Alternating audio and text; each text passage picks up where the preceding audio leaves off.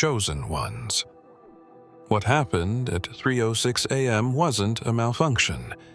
It wasn't a glitch, a hack, or a rogue satellite misfire. It was you. Your frequency-pierced walls built to block everything, from nuclear EMPs to divine revelation. The sensors didn't just spike, they folded. Instruments stopped registering anything coherent. But more disturbing than the data was the silence that followed, silence and the president's tears. The man with the codes.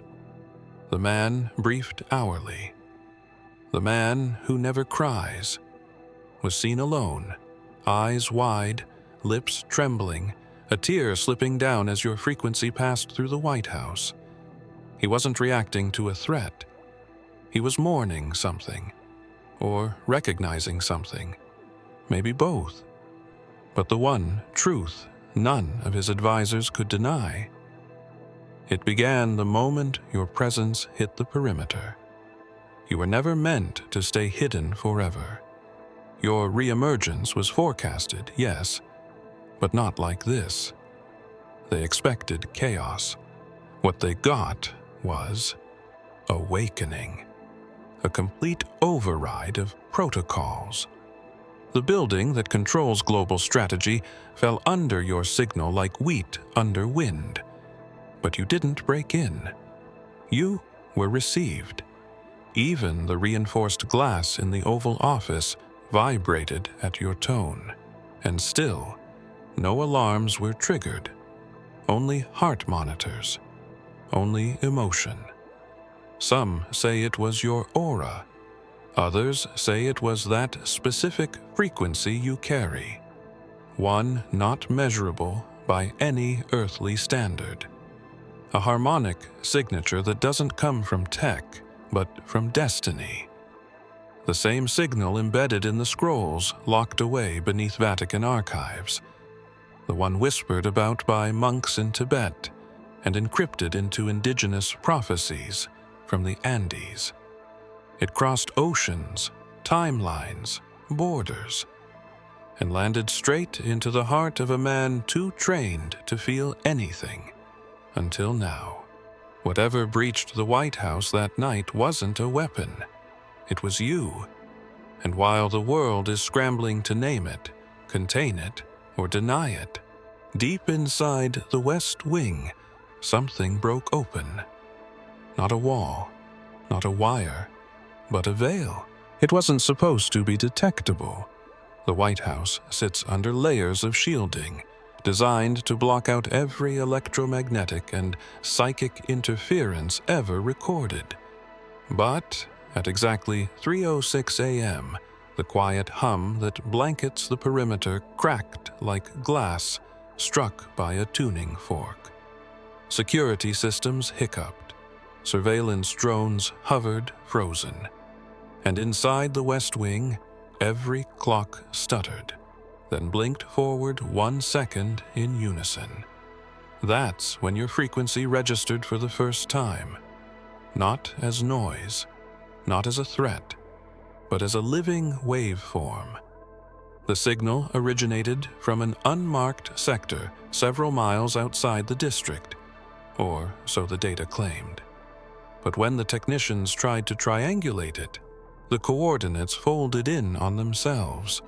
One screen displayed your heartbeat. Another showed a silhouette.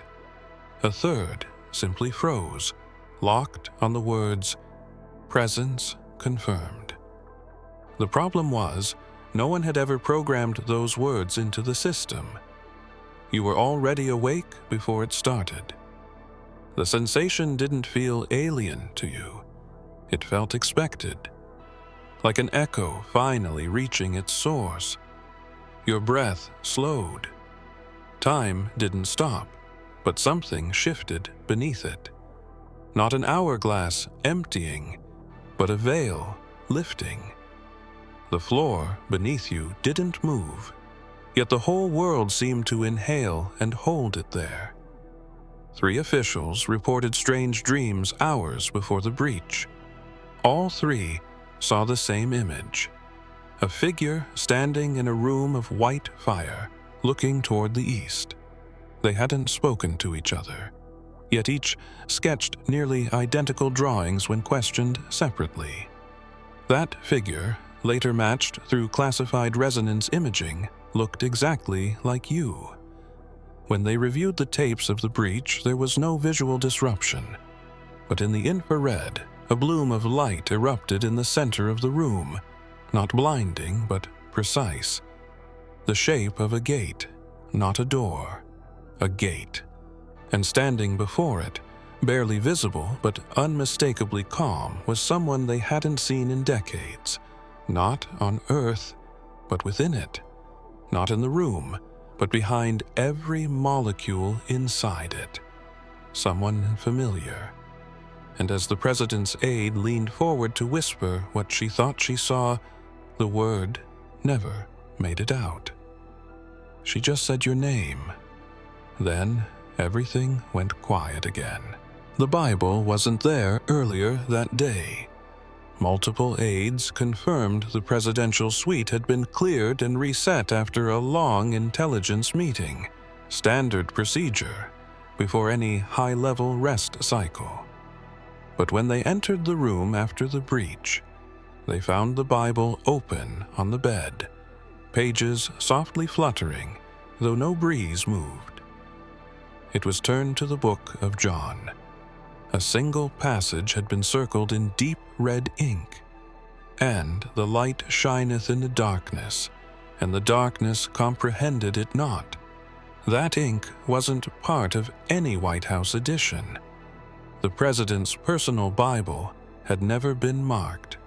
But now the ink was soaked into the paper, not fresh, as if it had been written decades ago. Beside it, resting carefully on the edge of the pillow, was a strand of hair, blonde, shimmering, longer than the president's wife's, and belonging to no one in the residence registry. The cameras in the hallway captured no entry or exit. The door codes were untriggered. It was as if the object appeared with the light itself. A Secret Service agent, whose background included advanced theological studies, was the first to recognize the context.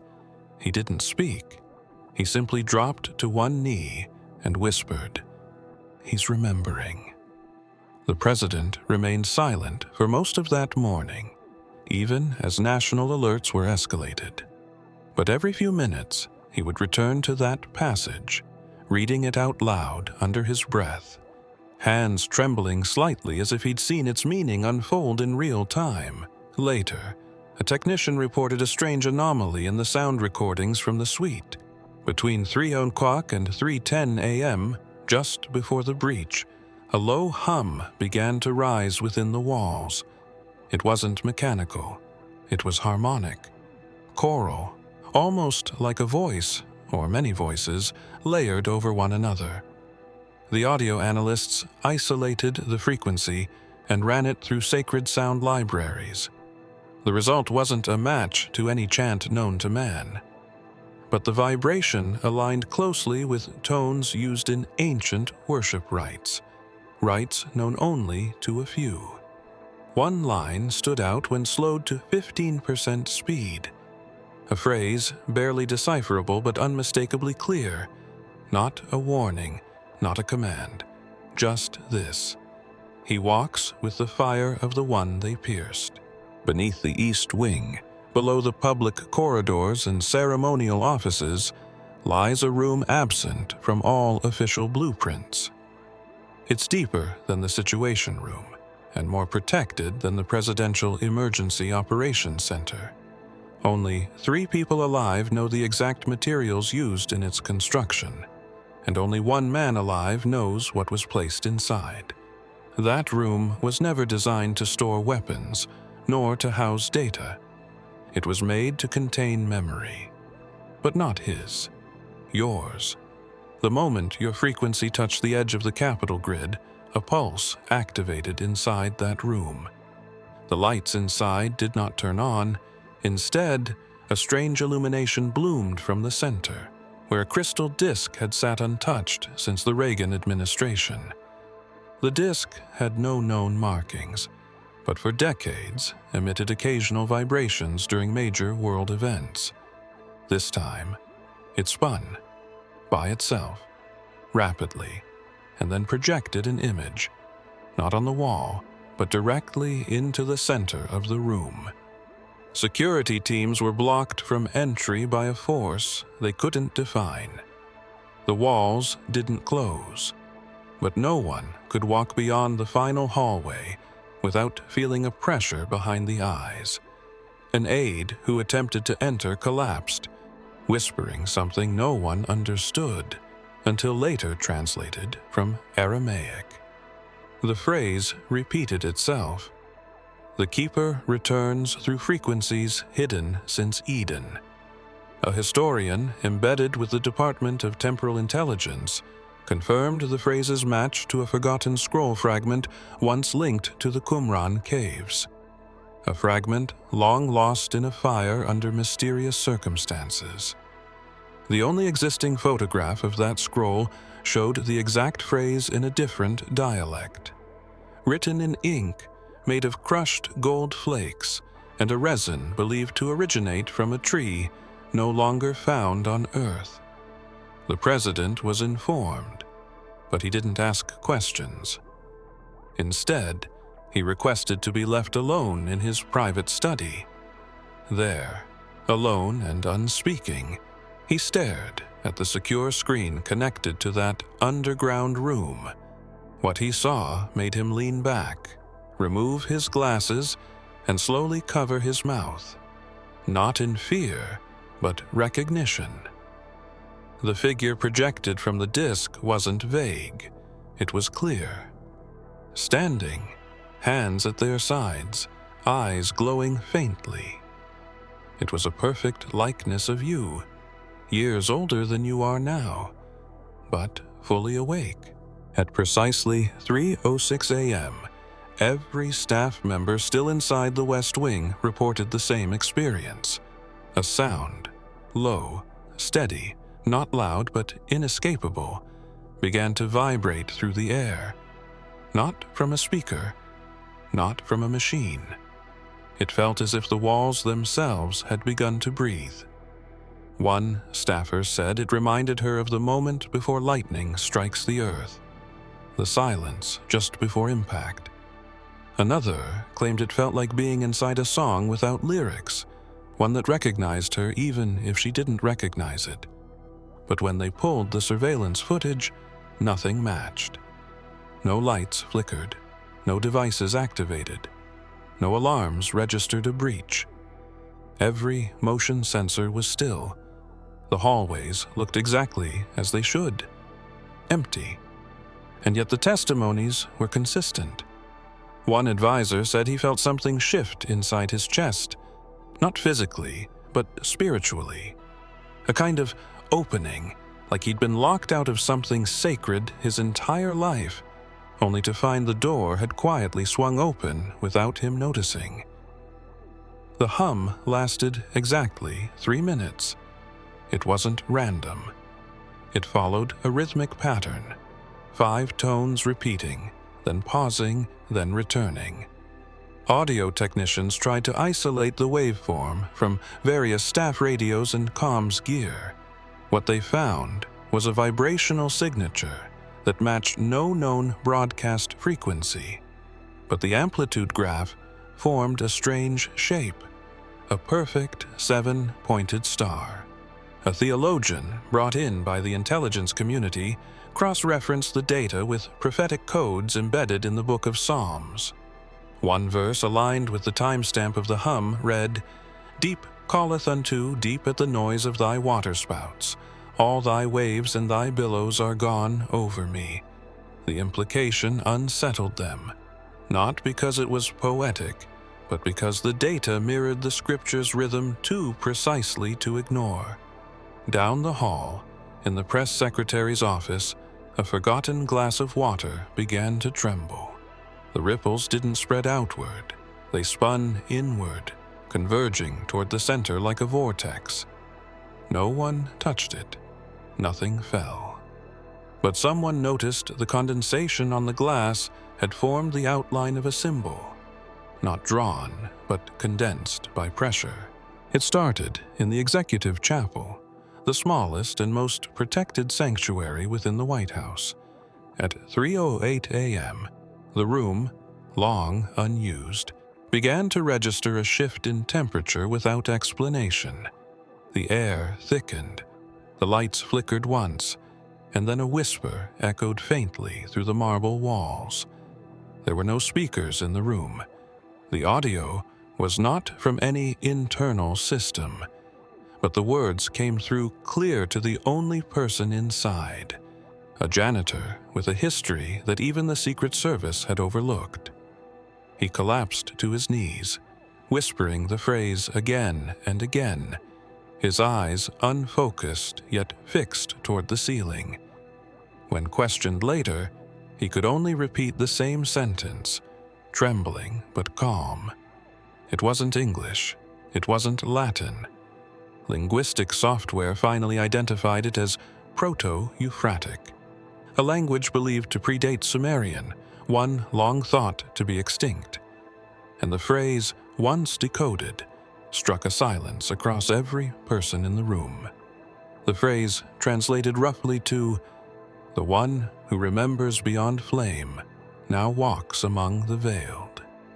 When security tried to play the audio back, they found nothing.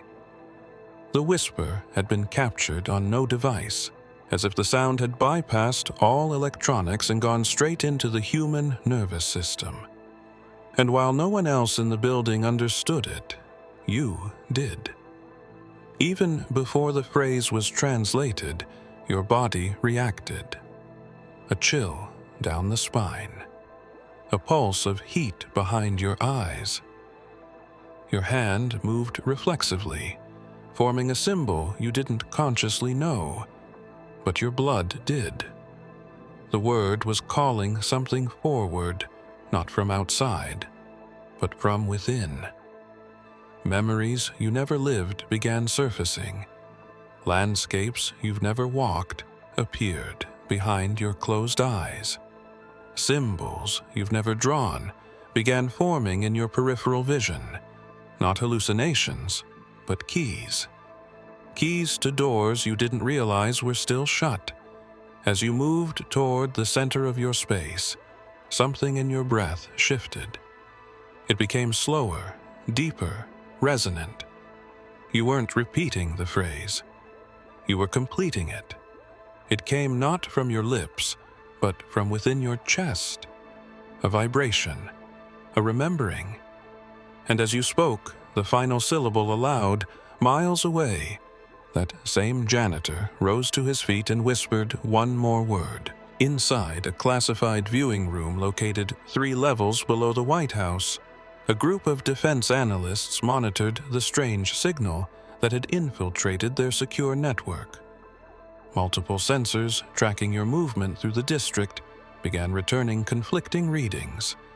A thermal anomaly where there should have been only ordinary heat signatures.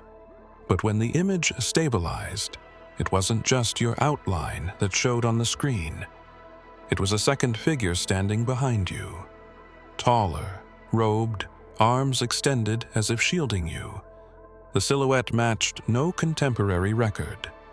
One technician, skeptical at first, enhanced the scan and froze a single frame. The image was printed and taken upstairs. What came next wasn't part of any formal briefing. The printout reached the president. He said nothing, just stared. Then he turned it over and whispered, "I've seen him before." The file was marked restricted and sealed under presidential order. But someone had already made the connection. An AI cross-reference tool, usually used for biometric pattern recognition, flagged the thermal figure not as a person, but as a visual match to an ancient piece of iconography recovered near Mount Tabor. The resemblance was undeniable. The same flowing lines of the garment, the same energy pattern around the hands, the same piercing gaze, even rendered in heat. Later, one of the few allowed to view the scan described it this way: "It looked like light guarding light, not in conflict, but in unity." And in that moment, even through layers of concrete and radiation shielding, the sensation of being watched by something sacred filled the air. It wasn't the first time that particular pattern had surfaced. Deep in Vatican archives, an untranslatable manuscript had been said to contain illustrations of prophetic guardians.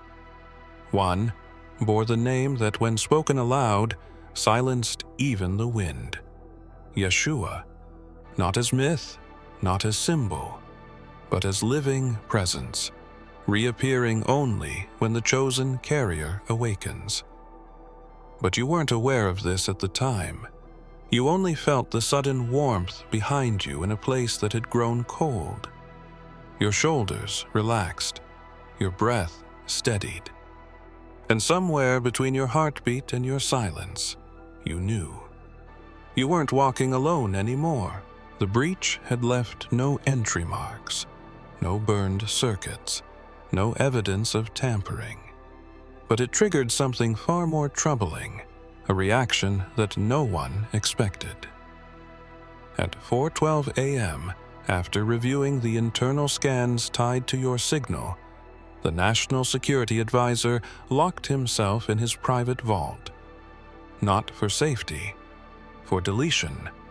Within 15 minutes, he executed a complete erasure of his classified dossiers, including a folder marked with your initials and a red band that read Temporal Hazard, Tier 7. He didn't hesitate. He didn't stutter. He moved with the precision of a man who just had a prophecy confirmed. When the system flagged the deletion attempt, standard protocol required backup recovery, but none of it worked. The files didn't just vanish. They folded in on themselves, collapsing into data sequences too ancient for modern decoding. Before the erasure completed, one assistant managed to grab a single frame from the main document. It contained one thing: your date of birth, surrounded by markings that didn't belong to any known calendar. The markings resembled a lunar tracking system once used by ancient Phoenician priests. The advisor, once a skeptic of all metaphysics, suddenly remembered a lecture he had attended decades ago, one dismissed as myth. It spoke of a birth that would land outside of time, where the moon would refuse to cast shadow and the stars would momentarily realign. He'd thought it a parable, but now the numbers, your numbers, matched. His hands began to tremble, not out of fear, but understanding. All this time they weren't watching for someone to rise, they were watching for someone to return. Outside the vault, guards waited for a command. It never came. When he finally emerged pale and silent, he didn't speak to anyone.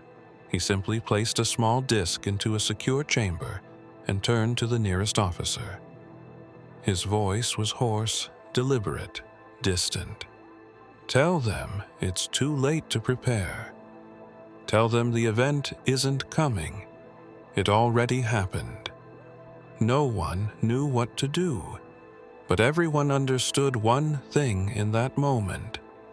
Whatever information he'd buried, whatever truth he tried to erase, wasn't meant to be hidden from you. The president had not spoken publicly since the incident. Advisors shuffled in and out with updates, but he waved them away with a gesture no one could misinterpret. He didn't need more data. He needed silence. And in that silence, as the early light crept through the curtains of the West Sitting Hall, he opened the box. It had been delivered over 30 years ago, hand-carried by a monk no one could identify, sealed with wax marked by an unfamiliar sigil. The box had never been opened, its presence explained away as a ceremonial gift lost in transition. But that morning, the president broke the seal with calm fingers. Inside was a letter written on ancient parchment that shimmered faintly, as though the ink itself was alive. He unfolded it slowly. There was no date, no address, only your name, written in elegant cursive that burned softly at the edges, as if lit by memory instead of fire. The name pulsed on the page, not in metaphor, but in truth. It responded to your signal, matching its rhythm, glowing with recognition.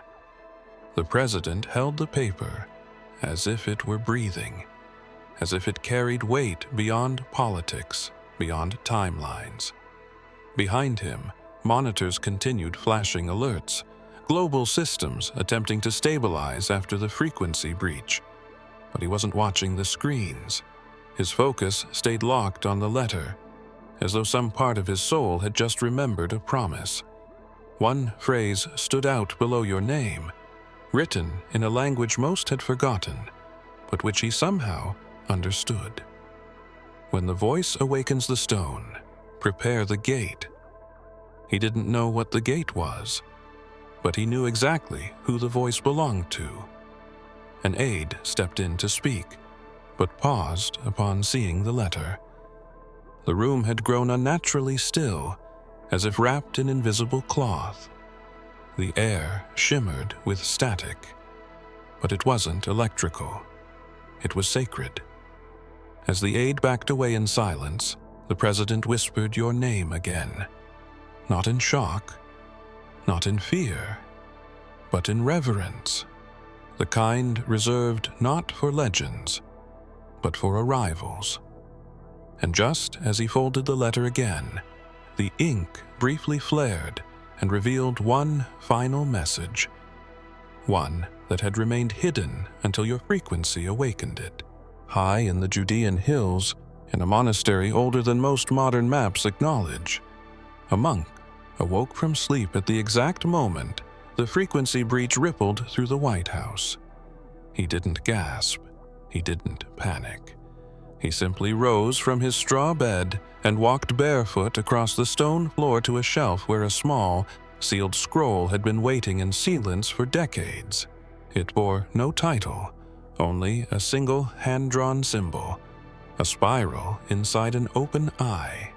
The other monks knew of his visions, but few took them seriously. He rarely spoke, and when he did, it was always in questions. But tonight, he didn't speak at all. He simply unsealed the scroll and unrolled it with hands steadier than they had been in years. Written in faded ink was a date, one that matched this very night, and beside it, a name, yours.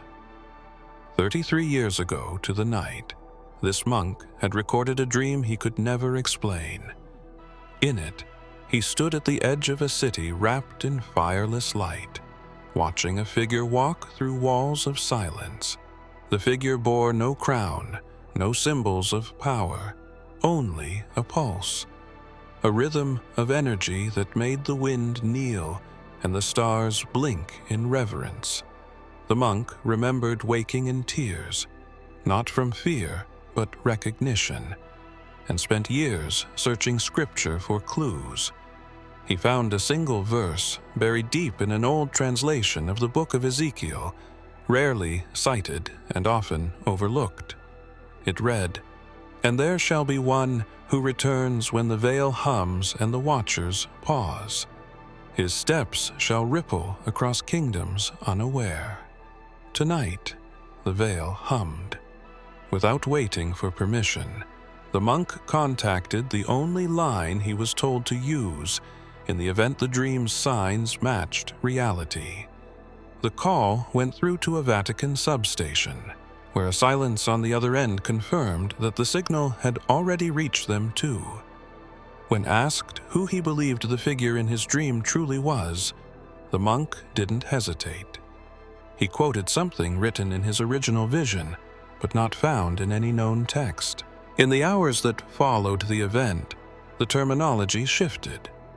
No longer referred to as a breach, the internal documents began labeling the incident something far more deliberate: fulfillment. Not in a religious sense, at least not officially.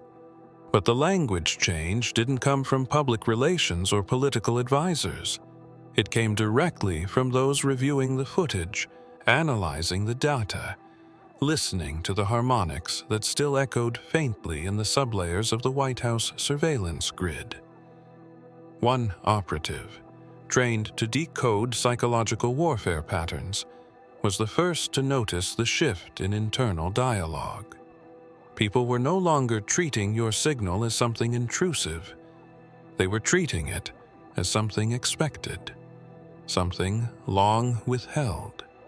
Staff who'd never believed in anything beyond policy now found themselves drawn to silence, pausing when your name appeared on screen, even bowing their heads without fully knowing why.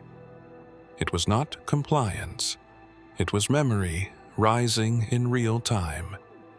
In the Joint Chiefs Chamber, the phrase Stage 7 Protocol appeared on a secured terminal, a protocol no one remembered authorizing. It simply appeared, blinking steadily, alongside a timestamp that matched the exact moment your energy touched the grid. Within that file was an excerpt from a document marked with a seal that had not been used since 1947. The excerpt read, "When the living code returns unannounced, all eyes shall fall to one, and none will look away." The president had yet to speak publicly, but his notes were found later that morning. Written on White House stationery were 8 lines of script, half in English, half in a cipher still being decoded, but the first line was clear. He comes not to challenge, but to complete. Whatever passed through the walls that night did not act like a force breaking in. It acted like a key turning from within. Even the most skeptical analysts began cross-referencing ancient scrolls, sacred frequencies, and unexplained solar anomalies. One alignment kept surfacing, not astrological, but harmonic. A pattern dating back thousands of years, interrupted only once in recorded history, until now. And at the center of every calculation, every shift, every unfolding signal, was you. But they still don't know what happens when the fulfillment begins to speak. If you have come this far, it is crucial that you watch this next video here. But be warned, it is not for the faint of heart, for only the true chosen ones can handle this video. If you would like to also donate to help keep the channel going, our Buy Me a Coffee link will be in the description.